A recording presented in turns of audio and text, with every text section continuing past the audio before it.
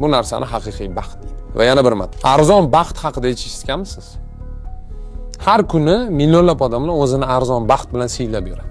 Alkogol chekish, zararli ovqatlarni yeyish, obedgacha uxlash, qanaqadir kompyuter o'yinlarini o'ynash, vaqtini seriallarga sarflash, hammasi arzon baxt. Baxt ko'rinishidagi baxt, ya'ni sizga shu narsa baxt beradimi-da?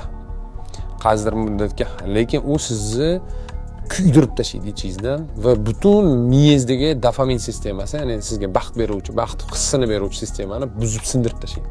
Haqiqiy baxt intizom azobi ortida yotadi. Ya'ni agar siz o'zingizni maqsadingiz uchun intizomli harakat qila olsangiz, boshda o'ta qiynalasiz, o'ta azoblanasiz, boshda o'zingizni yomon ko'rasiz, kayfiyatingiz past bo'ladi.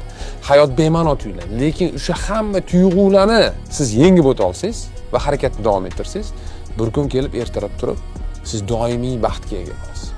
Bu narsani haqiqiy baxt. Va yana bir marta, haqiqiy baxt azob ortida yotir. Sog' bo'ling, omon bo'ling. Men Roshan.